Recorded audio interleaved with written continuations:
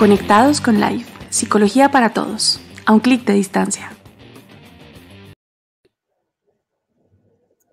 Conectados con Life. Hola, hola, ¿cómo vas? Buenas noches. Hola Hernán, ¿qué más? ¿Cómo va todo? Bien, bien, buenas noches a todos, ¿cómo están? Espero que bien, ¿no? Yo digo ese cómo están esperando que me respondan y no, pero de pronto en el chat pueden responder cómo Sí, van. contástenos por los comentarios cómo van, cómo va todo, qué bueno verlos a todos. Sí, ¿tú cómo vas así? Yo muy bien, estoy muy contenta de estar nuevamente acá. Estoy contenta de nuevamente tener, esta es creo que nuestra 13ª sesión o nuestra 13º programa de Conectados con Life.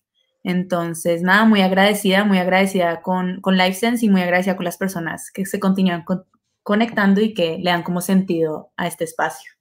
Súper, por ahí ya nos están saludando, qué bien. Ah, bueno, Tatiana. Tatiana Granada nos dice que bien, súper, chévere, bienvenida.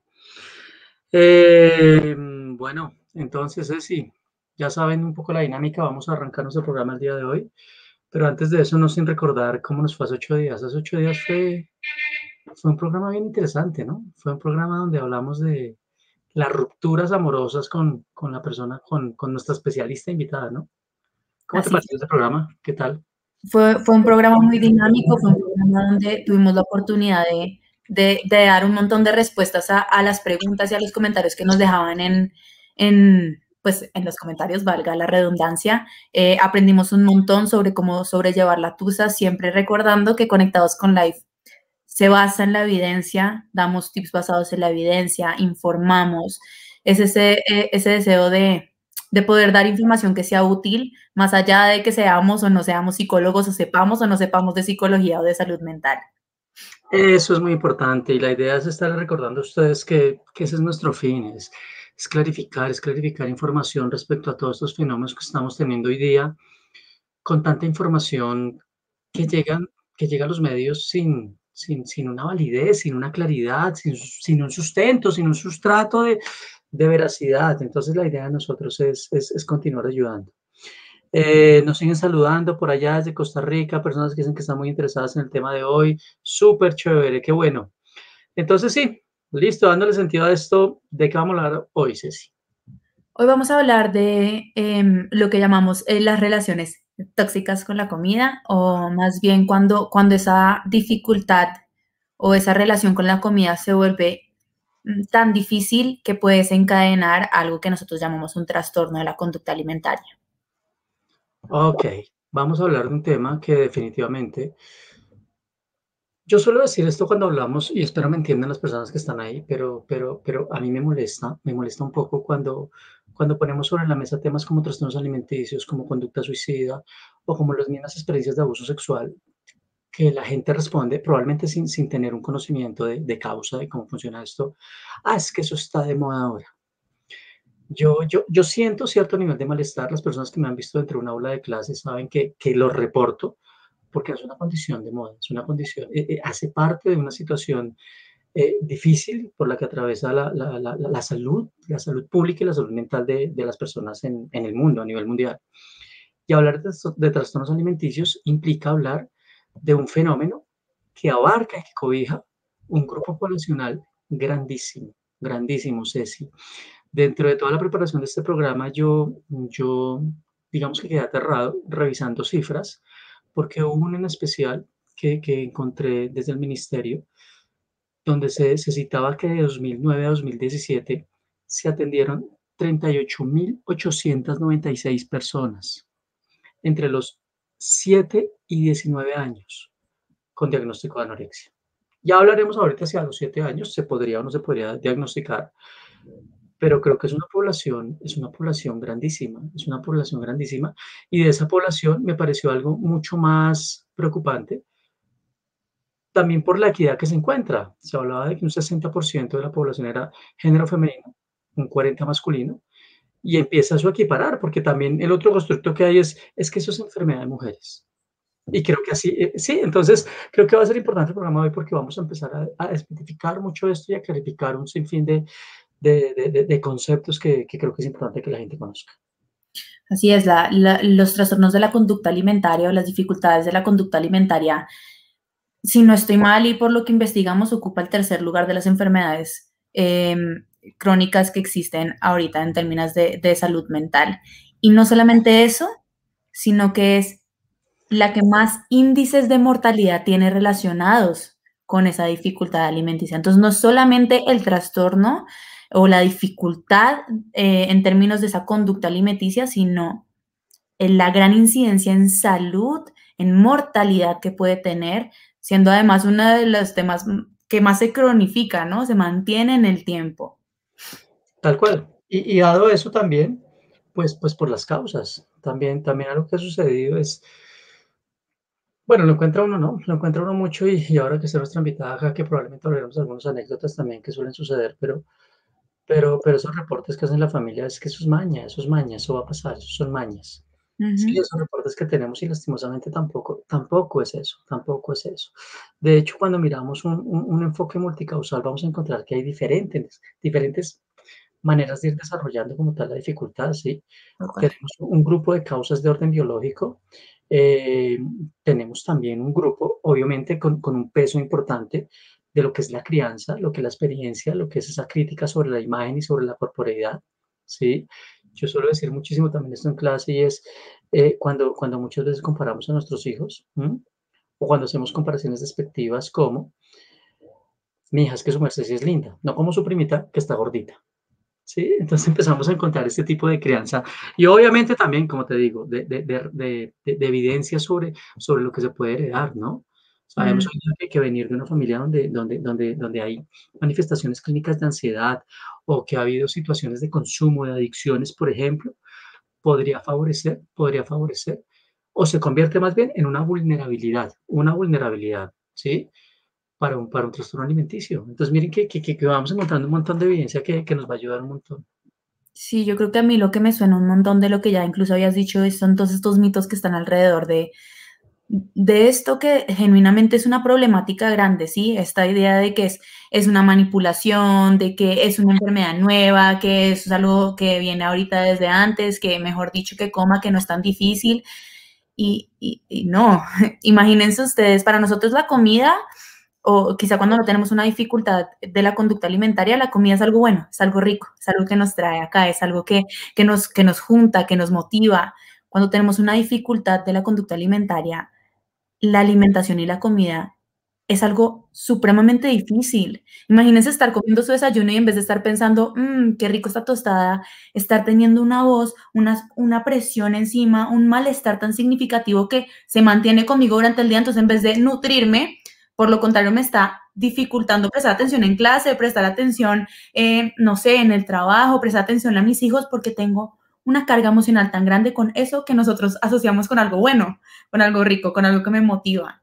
No es tan fácil. Genuinamente genera una dificultad y una interferencia muy grande. ¿Mm? La Sí, claro. alimentación se vuelve, perdón que te interrumpo, sabes me quedó sonando mucho de una charla que veía y ella decía que la comida para las personas que tienen una dificultad como un trastorno alimenticio termina siendo como la insulina para los diabéticos. Es una medicina y como toda medicina tiene sus efectos adversos. Esos efectos adversos para las personas que tienen una dificultad va a ser el malestar emocional que genera, pero es la medicina para poderlo trabajar y es difícil. ¿Mm? Sí, Ceci, yo creo que estoy de acuerdo contigo, estoy totalmente de acuerdo contigo por la experiencia de orden terapéutico que he tenido cuando he tenido que chequear consultantes. De hecho, es algo que muchos conocen. Yo siempre he creído que cuando encontramos, o por lo menos cuando me encuentro consultantes en un estado avanzado, yo siempre he creído que tienen que ir con alguien que sea experto en el tema. Por el tipo de respuesta emocional que tenemos, Ujú. por el tipo de comportamientos que se evidencian, ¿sí? Porque el espectro emocional también empieza a ser bastante grande, perdón, como tú dices, o sea, la experiencia de culpa, la experiencia de la incomodidad con el cuerpo, la experiencia de tenerle miedo al peso, tenerle miedo a la báscula, encontrarnos con experiencias muy dadas hacia familias que quitan los espejos de su casa para que su hija o su hijo no se vea en el espejo, porque no tolera su imagen, le cuesta tolerar su corporalidad, ¿sí? Entonces, miren que empezamos a encontrar un espectro donde podemos hablar de un nivel de sufrimiento importante, un nivel de sufrimiento, y como tú le decías hace un rato, eh, saber que esta experiencia se ha asociado en una magnitud tan elevada a terminar en muerte, pues nada, nos pone en un punto donde tenemos que prestar atención a esto. Tenemos que prestar atención a esto y pues esa va a ser la idea del programa de hoy. Esa va a ser la idea, por eso vamos a trabajar. Conversábamos detrás de cámaras antes de empezar sobre, ustedes saben que terminamos haciendo muchas veces autorrevelaciones acá, fenómenos, cómo nos... Sí, cuando hablamos de Halloween, la pregunta fue, ¿te disfrazaste o no te disfrazaste? Ok, cuando hablamos de tusas fue, ¿has estado entusada o no has estado entusada? Aquí la pregunta es, ¿cómo ha sido la relación? La relación que yo tengo con la comida, como lo dije en el programa que tuvimos en la primera temporada con la nutricionista, yo creo que ha sido agradable, pero desde un modelo donde a mí me enseñaron que comer bien es comer bastante. Sí, comer bien es comer mucho. Y hoy cuando estemos hablando con nuestra invitada, le decía a través de cámaras que la experiencia del atracón, que ella nos validaba la información, precisamente ahorita hablaremos de eso, que es elevada en hombres, se ha incrementado en hombres, pero creo que es lo que más se acercaría, o sea, esas experiencias de querer comer y de tener atracón, no creo que esté en ese espectro. Vamos a ver, siempre que sale nuestro invitado acá me termino dando cuenta, oiga, como que sí, pero creo que es importante. Yo creo que a mí me ha pasado más como esos fenómenos de querer comer, pero hasta ahí. No sé, no sé tú. Yo lo mismo, como lo hablábamos en ese programa, que si quieren ir a verlo, hablamos sobre patrones de alimentación y salud mental. Acá ya nos fuimos como hacia el lado del espectro de ya cuando existe la dificultad marcada. Creo que mi relación con la comida ha ido en mejoría, ha ido creciendo, ha ido mejorando, ¿sí? Creo que durante, no sé, mi adolescencia y mi adultez joven, como que no entendía mucho esto que vamos a hablar hoy, la relevancia y la importancia de comer bien, qué es comer bien, cuál es la importancia de esa relación con la comida, cuál es el efecto de ponerle tanto peso quizá a lo que dice, lo que tú decías, la báscula. Tiendo también, como tú lo dices, a veces a tener mis pequeños, porque yo no diría que es una cosa así hacia el lado ya extraordinario, mis pequeños atracones, pero más que todo emocionales. Hay angustia, estoy a comientes, pues es como, ok, no, hay otras formas más efectivas de manejarlo. Pero ha sido una relación que ha ido mejorando, más que todo por el entendimiento que también que las dificultades no son solo anorexia, bulimia, como nos han dicho, sino que hay muchos grises por ahí, que hay muchos otros trastornos de la conducta alimentaria a los que hay que prestar atención, que quizá yo digo, no me identifico con, no sé, con la anorexia, pero si entiendo un poco, quizá hay una dificultad ahí de base que sí hay que trabajar. Perfecto. Bueno, es así, se acabó el tiempo en nuestro preámbulo, se acabó el tiempo en la entrada. Vamos con nuestra invitada, vamos primero a un comercial Así y nos es. vemos con la experta del día de hoy.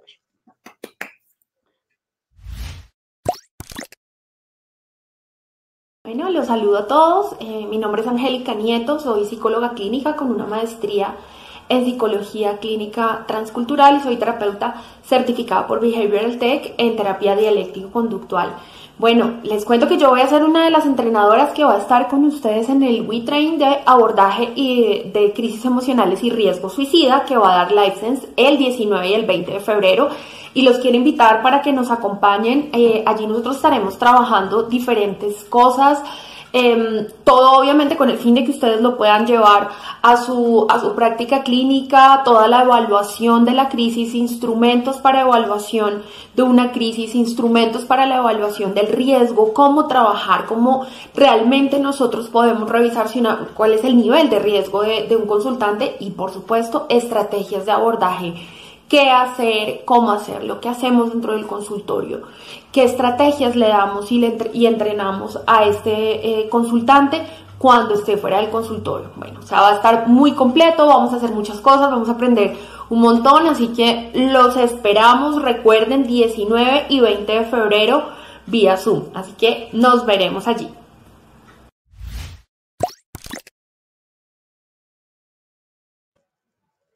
Muy bien.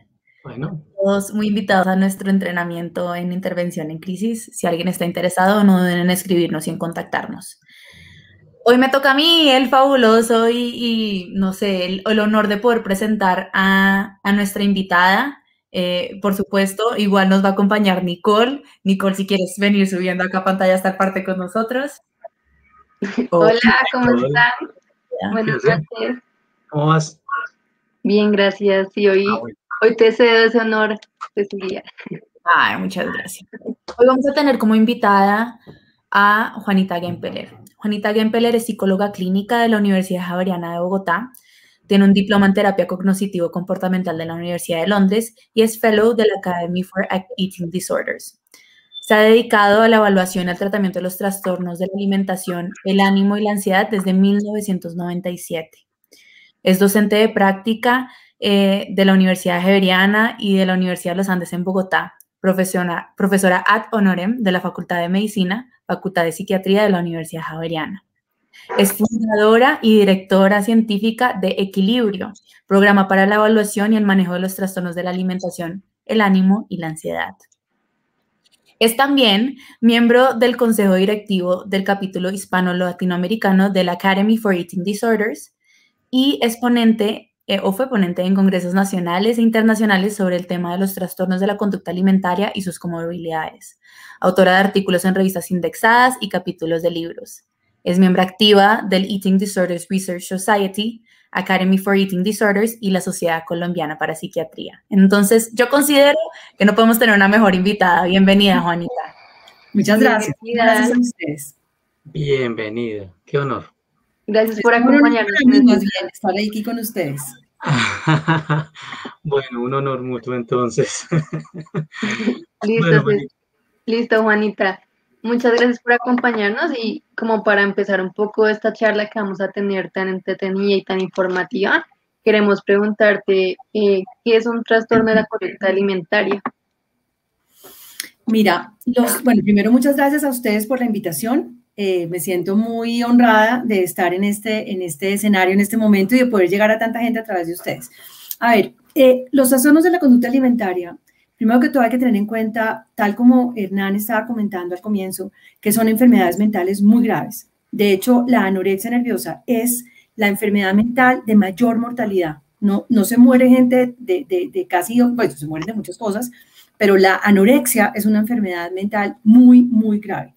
La bulimia, el trastorno por atracones, el ARFID, ya hablaremos de todos esos, pero indudablemente hay que tener en cuenta eso. Entonces, cuando uno habla de trastornos de conducta alimentaria, ¿de qué está hablando?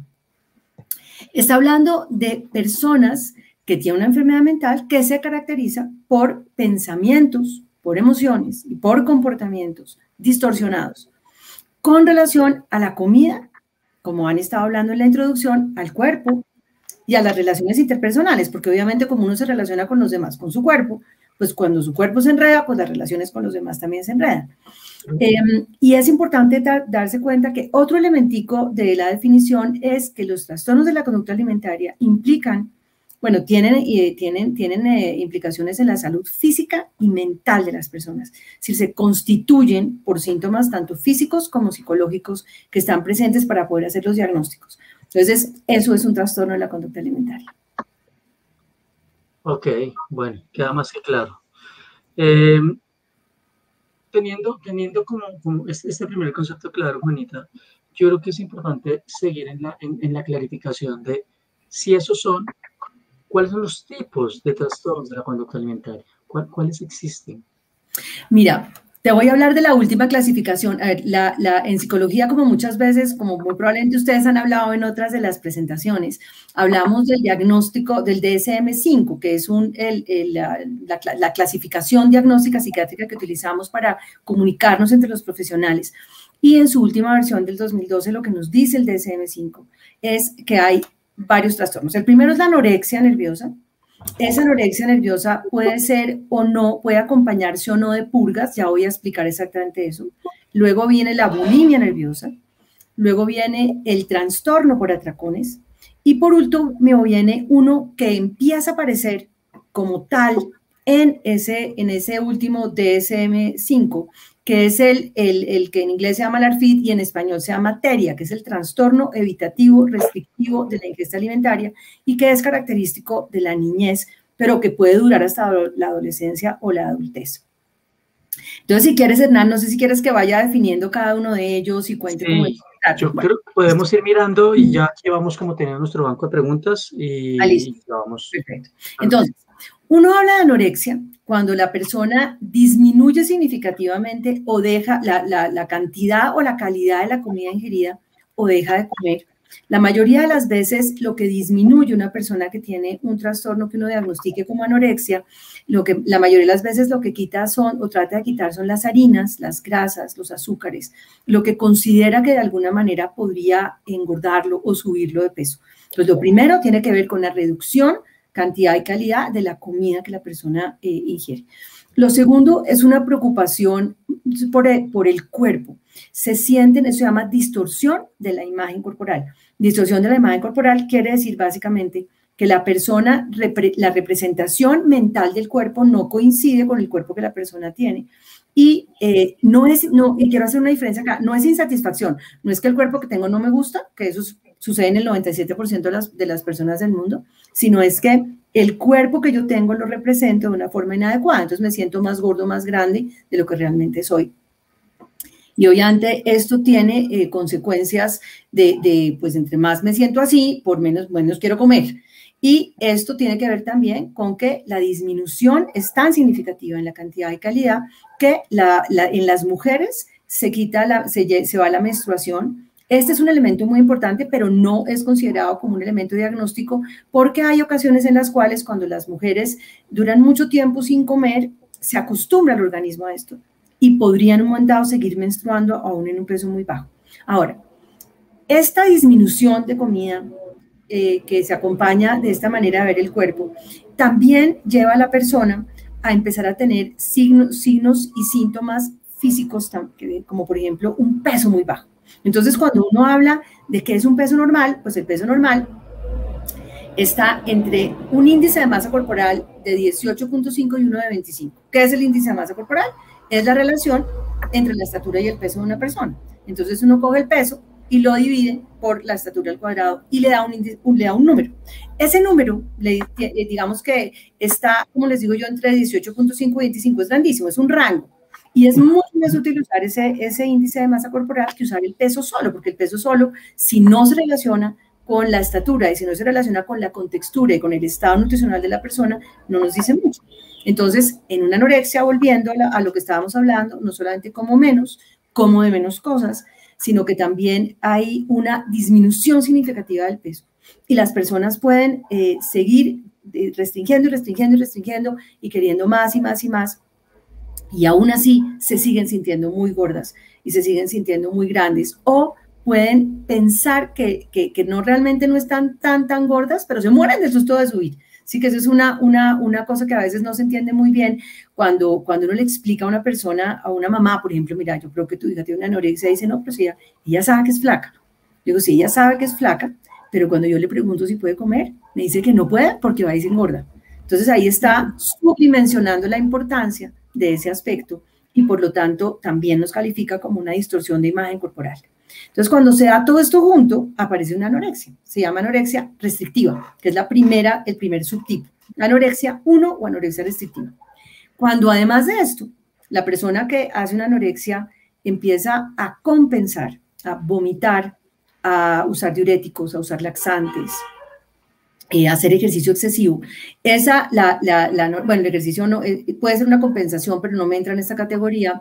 Se habla de anorexia purgativa, que es que además de la restricción, trato de compensar con purgas, que son estas, los laxantes, la utilización de enemas también, se ponen lavados intestinales, como una manera de que como que más o menos la idea es como que como que peco y rezo y empato, o sea, como y como se me da la mano, entonces acabo haciendo esta compensación.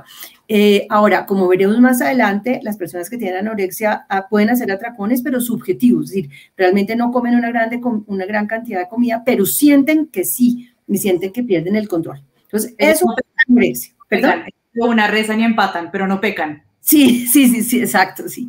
Entonces, bueno, como peco y rezo, entonces empato. Entonces, de esa manera como que no hay para un lado y para el otro, ¿no? Es más bien el dicho. Entonces, digamos, eso es anorexia, que puede ser restrictiva o purgativa. La siguiente categoría es la bulimia. En la bulimia, las personas tienen peso normal con tendencia al sobrepeso. Y en la bulimia lo que pasa es que las personas oscilan entre a tratar de hacer restricción, tratar de hacer dieta, y por otro lado hacer atracones de alimentación. ¿Qué es un atracón de alimentación? Es la ingesta de grandes cantidades de comida, considerando como gran cantidad, mucho más de lo que una persona normal come en esa situación. Y doy este ejemplo porque, por ejemplo, si uno va a un asado, pues uno come muchísimo. Le pasan papitas y guacamole, y después le pasan chorizos, y le pasan morcilla, y le pasan carne y ensalada, pero no, eso no es un atracón si no hay una sensación de pérdida de control. El atracón es una ingesta de grandes cantidades de comida, más o menos en un periodo de unas 2 horas, no más de eso, con una sensación muy desagradable de una sensación de pérdida de control. Eso es un atracón. Entonces, las personas que tienen bulimia oscilan entre el momento de hacer dieta y restringir y el momento de hacer atracones, y luego de eso lo que pasa es que se angustian muchísimo y compensan. Entonces, en la bulimia, que puede ser purgativa o lo que se llama bulimia pura, puede haber o bien compensación con ejercicio y con más restricción, que sería la no purgativa, digamos que ya no se usa término, pero se usa bulimia pura, y la bulimia purgativa, que es en la cual hay estas purgas para compensar. Entonces, fíjense que se parecería a la anorexia en las purgas, pero como veremos, no tiene nada que ver la una con la otra, aunque uno puede virar de la una a la otra. O sea, tiene un jugo que ver, pero digamos son 2 diagnósticos aparte, y eso va a tener que ver también, como más adelante lo veremos, con los rasgos de personalidad. O sea, para uno poder hacer un diagnóstico tiene que mirar muy claramente cómo son los rasgos de personalidad. Mientras las personas que tienden más a la anorexia son muy restrictivas, muy obsesivas, las personas que tienden más a la bulimia son más impulsivas. Entonces, por ejemplo, si no una persona con una anorexia, la anorexia es purgativa, pues no es tan restrictiva, no es tan obsesiva, sino que ya empezó a ser un poquito impulsiva. Pero cuando estamos en bulimia, sí definitivamente hablamos de unos rasgos de personalidad muy impulsivos. La tercera categoría son el trastorno por atracones. El trastorno por atracones no estaba en el DSM-5, en el DSM-3, estaba en el DSM-4, ¿sí? El DSM-4 ya aparece, y ese trastorno por atracones básicamente quiere decir que la persona trata de hacer dieta, pero a diferencia de la bulimia no lo logra hacer muy bien. Es decir, la persona con atracones nunca logra restringir de la forma en que lo hace una persona con bulimia, por ejemplo. Y hace atracones de alimentación, que es esto que ya les había dicho, el consumo de grandes cantidades de alimentos en un periodo no superior a 2 horas, con sensación de pérdida de control. Y la diferencia con la bulimia es que ellos están comiendo permanentemente, es decir, no tienen periodos de restricción real, sino que comen mucho más entre los atracones y en los atracones mismos. Entonces, en este caso, los atracones en la medida en que va pasando el tiempo, llevan a la persona a obesidad. Sí, fíjate que eso justo lleva a una pregunta que está entre los comentarios que nos hace Jessica. Jessica nos pregunta, ¿la obesidad no entra dentro de la clasificación de los TCA? No, la obesidad no entra en la clasificación de los trastornos de la conducta alimentaria. Sin embargo, cuando tenemos un trastorno por atracones muy serio, puede llevar a la obesidad, y en ese caso deberíamos tratarlo como un trastorno en la conducta alimentaria, debido a que la base es un trastorno por atracones. Pero no todas las personas con obesidad tienen un trastorno en la conducta alimentaria, es una enfermedad distinta, se maneja diferente, requiere un abordaje distinto. Les sigo contando entonces de las categorías. Yo tengo una pregunta. Perdón, listo, dale. Pero es que es algo que suele pasar mucho con los padres, con las familias. Es que tienen una percepción sobre, ahora que hablamos de anorexia y bulimia, que mientras que tenga bulimia, o sea, la bulimia es menos peligrosa porque no ha llegado a anorexia, como si existiera un escalonaje. Lo que he percibido yo es que las familias suelen interpretar eso, o sea, bueno, desde que no llega a anorexia no es tan grave, tiene solo bulimia. Pues come, vomita, pero no ha llegado a la anorexia, no ha dejado de comer. Claro. Frente a lo que tú decías, pues sabemos que son dos espectros. O sea, pueden estar en el mismo espectro, pero son 2 dificultades separadas, diferentes. ¿Sí? Y que la relación no es que primero de una y después otra. A ver, podría pasar eso. A ver, te explico. Okay. Pueden ser, si uno tiene uno puede tener una anorexia restrictiva y jamás virar, o uno puede pasar de una anorexia restrictiva a una purgativa a una bulimia. Okay. Uno puede pasar de una bulimia a una anorexia, o sea, el 35% de los casos viran, o sea que no se mantienen en el diagnóstico inicial, sino que pueden virar de uno al otro. Entonces, digamos que definitivamente esto sí puede pasar. Ahora, volviendo a lo que tú estabas comentando, Hernán, me perdonan, pero está pasando un carro que está sonando horrible, pero bueno, espero que ya se preocupes. Las personas, a ver, la gravedad. Indudablemente la anorexia es una enfermedad que tiene una tasa de mortalidad mucho mayor, pero la bulimia es una enfermedad muy grave, porque lo que pasa es que, como tú decías, como la persona no se ve en los huesos, las personas tienden a pensar que no es tan grave, ¿sí? Okay.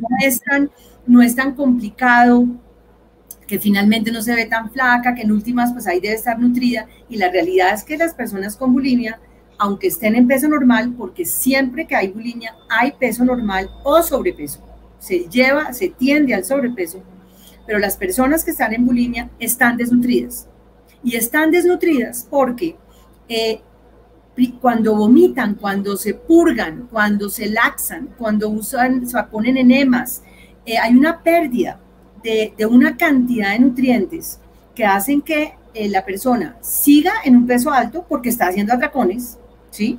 Pero, perdóname, si no se mueve más, voy a ver si... Denme 2 segundos y voy a tratar de ver si logro disminuir un tricito el ruido, porque creo que está tremendo. Nosotros lo escuchamos muy bien, ¿no? Lo escuchamos muy bien. Sí, de verdad. Entonces, esa idea de que si no pasa anorexia no es grave es una idea falsa, ¿sí? Es muy grave tener cualquier trastorno de la conducta alimentaria porque hay un desequilibrio de todas maneras fisiológico y psicológico en la persona. Ahora, hay otros malentendidos y que están muy ligados a lo que tú decías, Hernán, y es la idea de que en últimas, pues sí, ahí va vomitando, pero como que de algo se nutre y en últimas no es tan grave. Y en últimas, pues sí, digamos que está menos desnutrida que en anorexia, pero está desnutrida. Y las personas con bulimia se mueren de infarto, porque el músculo del corazón empieza a no poder bombear la sangre necesaria y se mueren de infarto. O sea que también es una enfermedad mortal. Es muy importante tener eso claro. No son enfermedades de capricho, de mujeres u hombres vanidosos, son enfermedades que son muy, muy complejas. Entonces, pues sí hay que mirar que no necesariamente es una cosa escalonada, aunque como les decía, hay un viraje, 35% de los casos viran, y esto tiene que ver mucho con también los rasgos de personalidad, de los que hablaremos más adelante. Entonces, continúo. Después del trastorno por atracones aparece, hay una cosa importantísima, ligada también a lo que decía Hernán. A veces las personas creen, precisamente volviendo a eso de que de que peco y rezo y empato, que vomitando simplemente salen de la comida y que así no se suben de peso. Y es lo más falso del mundo. Primero, pues salen de una parte de la comida, como del bagazo de la comida, pero no de la comida. Yo siempre les doy el ejemplo, cuando uno ve a un bebé chuparse una carne, se está nutriendo con lo que chupa, pero ahí queda el bagacito. Entonces, lo que uno vomita, pues ya es el bagazo. Primero. Ahora, sí vomita un número de calorías, claro, pero se queda con muchas más, porque los atracones tienen grandísimas cantidades de comida y de calorías, por lo tanto, o sea que no hay manera de que uno salga de todo lo que comió. Entonces, es más el desequilibrio de agua. Las personas a veces se pesan antes y después y van a ver una diferencia, pero porque vomitaron y eso saca agua. Hay un desequilibrio hidroelectrolítico. Entonces, no es verdad que a punta de vomitar o de laxarse las personas no suban de peso. De hecho, en la historia natural de las personas con bulimia, el peso hace así. Se van subiendo a lo largo de la vida. Bueno, ya discutiremos muchas cosas, lo que les surja de dudas frente a esto. La última categoría es el trastorno evitativo restrictivo de la ingesta. Este trastorno apareció como tal en el DSM-5, pero pues ha existido siempre. Y es lo que llamaban los niños chinches para comer, o los picky eaters, lo llamaban los gringos, que es como ese niño fregado para comer, que no come sino papitas de McDonald's, no come sino hamburguesas pero hechas por la abuela, no come sino, no sé, la sopa hecha por la mamá de tal manera. Y cuando uno se mete a mirar qué es lo que hay ahí, encuentra que hay 3 subtipos. Hay un subtipo, que es el subtipo de dificultades de integración sensorial, que son niños que tienen alteraciones específicas sensoriales en la percepción de los sabores y de las texturas. Entonces les molestan ciertos sabores y ciertas texturas. Ahí no hay una preocupación, es el único trastorno de alimentación en el que no hay una preocupación por subir de peso. sino hay una preocupación por las características sensoriales de los alimentos cuando el tema es de integración sensorial. Ok. Y por otro lado, las otras dos tipos de subtipos son el subtipo obsesivo, en el que hay cantidades de rituales asociados con la comida. No puedo comer sino comida verde, que no se toque con la roja y que vayan pedacitos de tal manera y mezclado de esta otra, o como les decía, solamente preparado por ciertas personas. Y el subtipo fóbico o evitativo, en el cual la persona tiene mucho temor, por ejemplo, de morirse, de atorarse, de que algo le pase si se come la comida, ¿sí? Muy a menudo asociado con eventos fóbicos, con experiencias traumáticas, como por ejemplo que el abuelito se atoró en el almuerzo un día y el niñito ya no quiere volver a comer porque va y se atora como el abuelo, ¿sí? Pero no necesariamente tienen que existir esas experiencias traumáticas para que esos temores aparezcan. Entonces, de esta manera ya tenemos todos los diagnósticos y los subtipos, por lo menos en términos generales. Anorexia, 1 y 2, bulimia, purgativa y no purgativa, trastorno por atracones y teria o trastorno evitativo restrictivo de la ingesta en niños. Esos son los conocidos como trastornos de alimentación. Ahora, antes de pasar a otro tema, hay dos tipos de trastornos, digamos, que no aparecen en el DSM-5, son algo que funciona mucho más en términos del lenguaje popular, que son la vigorexia, que es un trastorno en el cual sobre todo los hombres quieren ir al gimnasio y quieren crecer la masa muscular. Y hay otro que se llama la ortorexia, que es más bien un trastorno obsesivo, pero que tiene mucho que ver con la comida, que es toda esta moda de que uno tiene que comer orgánico, entonces todo tiene que ser orgánico. Entonces los tomates tienen que ser orgánicos, la lechuga orgánica, la carne tiene que ser de vaca feliz, los huevos tienen que ser de gallina feliz, y si no, no pueden comer. Y se les vuelve una vaina complicadísima, porque para comer hay que hacerle más o menos el pedigrí a cada cosa que se van a comer. Entonces, esos dos trastornos, que son más un tema, como les digo yo, de lenguaje común, pero que aparecen muy a menudo, los citan las personas muy a menudo, no están en el DSM-5, pero no por eso, no son trastornos que hay que tratar. Y yo creo que con eso ya miramos como lo principal, con todos sus matices, para entender cómo es eso del diagnóstico de los trastornos de la conducta alimentaria. Súper. Yo quiero, antes de que pasemos a la siguiente pregunta, que la tenemos acá, y de hecho hay un montón de preguntas del público, pero... Demasiado. No quiero que terminemos este brochazo muy informativo que nos diste sin mencionar esta cifra que nos hablaste atrás de cámaras, que se visto un montón de esta idea de que solamente las mujeres están dentro de este espectro del TCA, que era lo que nos hablabas de los trastornos de atracón, que es muy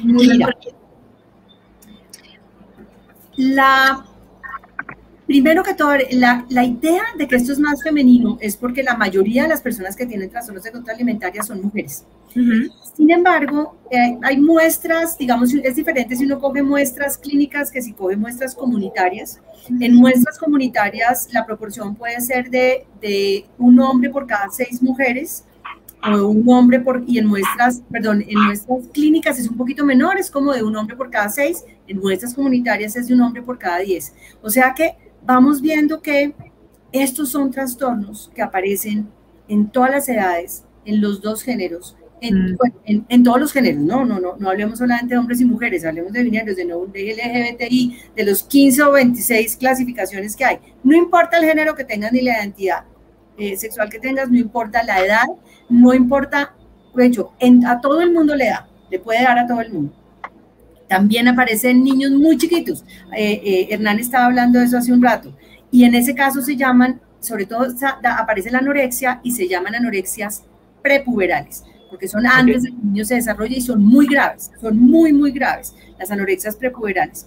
Sin embargo, la mayoría de las personas que se enferman de un TCA son mujeres. Como les digo, hay hombres. Nosotros hemos visto, digamos, 3.000 hombres en los 24 años que vamos a cumplir de trabajar en equilibrio, y de esos unos 25, 26 son, 3.000 mujeres, y de esos 24, 25 son hombres, ¿sí? Ahora, lo que pasa es que no todos consultan, hay muchos que son subclínicos porque no consultan, les da camello consultar porque piensan que les van a decir que son más femeninos o cosas por el estilo, pero digamos que aparece indudablemente en los dos géneros, en todos los géneros, en todas las etnias, en todas las razas. No se ha encontrado ninguna sociedad en la que no aparezca un trastorno de la conducta alimentaria. Sí, por lo que nos hablabas. El trastorno de atracones es, ¿cómo que nos dijiste? El más común en hombres latinos. Así, eso, hay una persona que finalmente me acordé del nombre, que se llama Marisol Pérez, que es una psicóloga cubana muy importante. Ella es parte de la junta directiva de la Academy for Eating Disorders, y hace poco publicó un artículo mostrando cómo el trastorno por atracones es mucho más común en hombres latinos. No es tan común en Europa, en Asia, en África, en Latinoamérica, hispano-Latinoamérica sí. Y eso, y sobre todo en hombres, que es interesantísimo, porque digamos que los demás trastornos, la mayoría son mujeres. En trastorno por atracones son en su mayoría hombres, y en el tema del TERIA también hay muchos hombres, pero no más hombres que mujeres, pero sí muchos más hombres que anorexia o bulimia. Ok. Bueno, estamos aquí discutiendo internamente la cantidad de preguntas que estamos teniendo, cómo darle orden. Hay una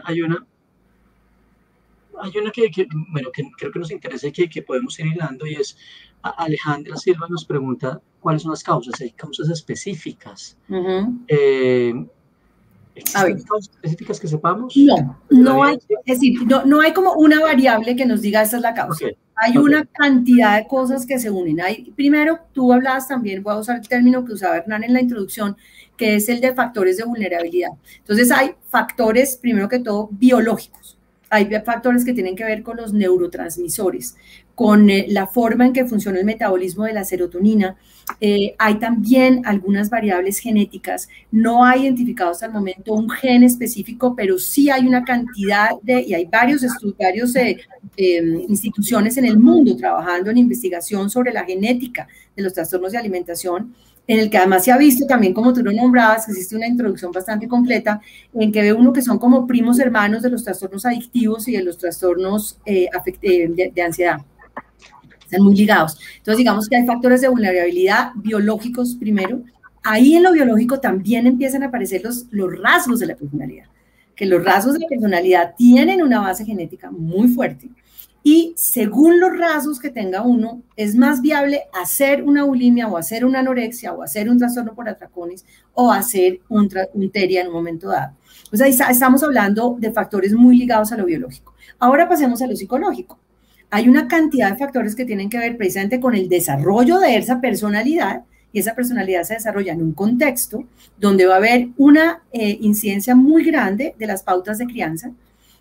Cómo come la familia, cómo habla la familia de comida, cómo es la relación que tienen con la comida, cómo es la relación que tienen con el cuerpo, ¿sí? Porque eso que también decía Hernán, por ejemplo, si tú eres, a las gorditas no nos quieren sino las mamás, eso no hay aquí a las gorditas, y toca ser lo más flaco del mundo, y si no, ser flaquita y bonita es la única forma de ser feliz, y si uno no tiene eso, no hay ninguna opción de serlo. Papás, por ejemplo, que le dicen a uno cosas como, bueno, pues sí, mejórmela, pero no me la suba de peso. Entonces, si gorda no me la vaya a dejar, ¿por qué? Porque aquí hay que mejorarla, pero sin que se suba de peso, porque se ve lo más linda así, ese tipo de cosas. Entonces, esas son las variables más psicológicas, y luego las sociales. Entonces, fíjense que no he nombrado la presión social por la delgadez de una manera tan fuerte, pero esa, más que una causa, es un detonante. Es decir, uno tiene que tener factores de vulnerabilidad biológicos y psicológicos, y en presencia de esos factores, la presión por la delgadez detona el trastorno, pero no es la causa, que es un tema muy importante. La gente tiende a pensar que la causa es que como los medios dicen que hay que ser flaco, entonces uno tiene que ser flaco. No, si eso fuera causa, tendríamos una epidemia, y no hay una epidemia. De hecho, las cifras de Colombia y del mundo son cifras de más o menos 1.8, de 0.8 a 1.2, 1.3 para anorexia. En bulimia podríamos llegar a un 2.8, 3.6. En trastorno por atracones aumentamos significativamente, 28, 30%. En trastorno evitativo restrictivo de la ingesta todavía no tenemos cifras muy buenas, porque apenas estamos empezando a tener investigación sobre el tema. Pero fíjense que no es lo mismo. Por ejemplo, hace un rato alguien preguntaba, decía, la obesidad es una epidemia. La obesidad es un problema de salud pública. Los trastornos de conducta alimentaria no lo son porque no tienen una incidencia tan grande en la población. Son muy graves, pero afortunadamente no son tan comunes. Ok. Tenemos otra pregunta de Rock Latinoamericano, nos pregunta, ¿es bulimia sin el atracón? ¿No me paso la comida? O sea, mastico mucha comida, me meto mucha comida sin pasármela. Sí, sí señora. Esa eso es una cosa que vemos no es tan raro verlo. Las personas piensan que al mascar la comida y escupirla, entonces ya no es un atracón ni es bulimia. Es bulimia, el diagnóstico se hace igualito. Porque de todas maneras, cuando tú mascas y tratas de sacarle todo ese sabor a la comida, uno empieza a procesar la comida desde el momento en que la saliva empieza a tocar la comida y luego cuando la empiezo a pasar por todo el tracto gastroesofágico. Entonces, igual, exactamente igual, sí es bulimia. Aunque escupas, es bulimia. Y es otra forma de presentación de los atracones. Ok, bueno, esa pregunta me pareció curiosa, que bueno tener claridad sobre eso. Y hay una pregunta de Estefanía Cárdenas que podemos ir asociando con esto. Estefanía nos pregunta, Juanita, ¿cómo saber cuando estás en el límite de ser una persona que quiere comer sano versus, bueno, y tener un cuerpo sano versus la categoría estoy en un trastorno alimenticio? Bueno, mira, ahí entramos a un tema importantísimo, que es cuál es el cuerpo que podemos tener. Nosotros no podemos tener el cuerpo que queramos, podemos tener el cuerpo que podemos tener. Y la ecuación para entender eso, y ahí empiezo a contestarle a Estefanía, es, tenemos que partir primero de unos factores biológicos, como son la genética, como es el metabolismo que está determinado también por la genética, se puede modificar un poco por los primeros años de vida, que uno puede tener un metabolismo rápido, un metabolismo lento, yo no puedo variar eso está entre paréntesis. Y en esa ecuación de qué es un peso natural, uno habla de esos factores biológicos, luego habla de los hábitos sanos de alimentación, o sea, comer entre 3 y 5 veces al día, 3 veces si uno es más adulto, 5 veces si uno es niño o adolescente y está creciendo. Y hay otro tema que son los hábitos de ejercicio, que la OMS que debe hacer uno más o menos media hora diaria de algún tipo de ejercicio y de ser personas activas. Entonces, digamos que si uno mira eso, si yo tengo algo que no puedo tocar, que es la parte genética, tengo un hábito de alimentación sano que es comer de todo, incluye grasas, incluye dulces, incluye harinas, incluye absolutamente todo, en las porciones adecuadas. Para eso uno puede ir en la página del Instituto Colombiano de Bienestar Familiar, está el plato colombiano, de cómo debe organizarse el plato colombiano y todo está incluido, no hay nada que se vaya a sacar.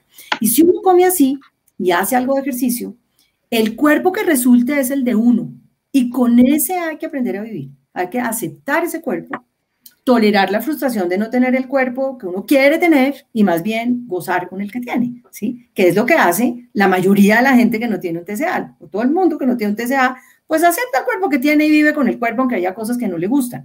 Pero en los trastornos de conducta alimentaria, en ese límite, Estefanía, en que se mueve una persona que quiere comer sano para tener un cuerpo sano, confunden sano con fit, y ese fit se vuelve una cosa restrictiva y se vuelve una cosa en que hay que ser flaco, ¿sí? Entonces el punto es, pues no hay necesariamente que ser tan flaco. Hay gorditos fit, hay personas más llenitas que son sanísimas, ¿sí?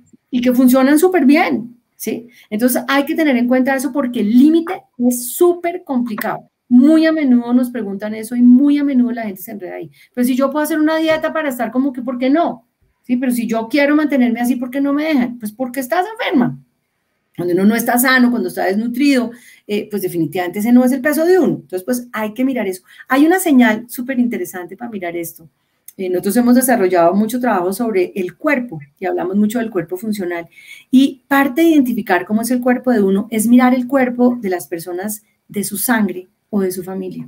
Cómo son nuestros papás, cómo son nuestros primos, nuestras primas, nuestros tíos, nuestras tías, nuestros abuelos. Eso no quiere decir que a uno le toque ser preciso la vieja, la tía gorda, hartísima, que le parece inmamable a uno. No es una cosa como un destino. Pero hay un patrón, la gente se parece, ¿sí? Entonces, pues uno no puede romper eso, porque ahí está la genética y ahí está otra cantidad de variables. Y, por ejemplo, cuando hay personas adoptadas que le preguntan a uno, pero yo cómo sé cómo es mi sangre, dice uno, pues mira, no solamente tu sangre, sino tu familia, el lenguaje no verbal y muy ligado a eso, toda la relación que se establece con la comida. Entonces, digamos que fíjate que no se puede hablar de causas específicas, pero sí de variables causales que nos ayudan a entender cómo se configura un trastorno. Por eso son tan complejos. Muy bien. Yo quiero que, antes de que, hay unas preguntas que se juntan un montón, que estamos hablando, nosotros hablamos por el intento porque ahí estamos, bueno, ya está. una pregunta que habíamos pensado antes y es esto como, ¿a qué señales de alerta puedo estar atenta o en mí mismo o en personas que quiero, en personas que son importantes para mí, para darme cuenta que quizá hay una dificultad que hay que atacar? Esa pregunta es muy buena. Mira, primero, cuando las personas, a ver, hay una cosa que quiero decir antes o como entrada a contestar la pregunta y es, no todas las dietas son malas. Hay momentos en los cuales el médico dice, ay, que es una dieta, o esta persona tiene una diabetes, tiene que cuidarse, no puede comer dulces, o esta persona tiene, bueno, o a veces están en un sobrepeso brutal, hay que hacer dietas sin quitar grupos, pero sí disminuyendo porciones. No todas las dietas son malas, pero todos los trastornos de alimentación, sin excepción, bueno, el TERIA, porque es otro tema, a todos se entra por una dieta. Entonces, de entrada, ahí hay que tener el ojo avisor. Las dietas son una muy mala idea, porque las dietas siempre van de peso, pero después de la dieta, la gente generalmente sube peso y sube más. Entonces, lo que empieza a pasar es que bajo de peso, sube peso pero un poquito más, y luego bajo pero un poquito menos, y subo pero un poquito más, y eso es lo que pasa a 10 años. Entonces, entrando por ahí, ¿cuál es una de las primeras señales? La permanencia en dietas, el estar buscando dietas todo el tiempo, el querer restringir y además el entrar en esas carreras locas en que no importa cuánto has bajado, quieres más y quieres más y quieres más. Esa es una señal de alerta, en uno o en alguien cerquita. Otra señal de alerta es empezar a disminuir la cantidad de comida. No, entonces ahora me como media taza de arroz y luego me como un cuarto de taza de arroz y luego ya me como unos granitos de arroz para dejar el arroz, porque eso sí es malísimo el arroz, como se les meten esas ideas, porque hay distorsiones cognitivas. Eso no es porque le dé la gana o quiera pensar así, sino porque se obsesionan con una serie de temas que es parte de de esas alteraciones cognitivas que aparecen. Entonces, esa disminución, que nunca es suficiente, es una señal de que puedo estar enredado. El que uno vea, por ejemplo, que a las horas de las comidas, no, es que no tengo hambre, yo tal vez no, yo ya desayuné como mucho, yo mejor no almuerzo, y por la noche no, yo tampoco quiero comer, yo creo que hasta mañana ya está bien. Entonces empiezo a no comer a las horas de las comidas, a no querer comer con la gente, a saltarme las comidas, y empieza uno a ver también eso en los muchachos, por ejemplo, de que la hora de comer, no, ya comí, donde una amiga, salí, bueno, ahora con la pandemia menos, por eso se dan más cuenta los papás ahora en la pandemia, pero igual, no, yo me lo llevo al cuarto y yo ya como y yo. Pero no quieren ver que uno esté comiendo con ellos, por ejemplo. Otra señal es mal olor en los baños, porque obviamente usar laxantes, usar enemas, vomitar, causa malos olores. Muy a menudo la gente no vomita o se laxa o usa enemas en el inodoro, sino en los sifones de los baños también, de las duchas, en los lavamanos, y eso empieza a oler terriblemente mal. Entonces, cuando huelen eso, es importante preguntar, es importante confrontar, porque son señales importantes. Otra señal, empezar a encontrar paquetes y paquetes y paquetes escondidos debajo de la cama o en la caneca o de golpe entre la mochila en la que guardan sus cosas, que nos puede hablar de que de golpe estén atracándose. Otra señal, la desaparición de la comida de la nevera y de la despensa. De golpe se compra el sábado el queso para la semana y el martes no hay queso. ¿Sí? Pero nadie sabe que se hizo el queso, ¿sí? O sea, desaparecieron los paquetes y no, nadie se comió los paquetes. Esas son señales que dice, realmente hay dificultades con el manejo de la comida, la relación que se está estableciendo con la comida no está bien. Otra señal es comer a escondidas, por ejemplo, ¿sí? El que uno ve que la persona o uno mismo no come a las horas de las comidas, pero luego apenas está solo, ay, se come chocolate o se come, no, como que es una cosa que está mal y no se debe hacer, entonces que nadie me mire haciendo.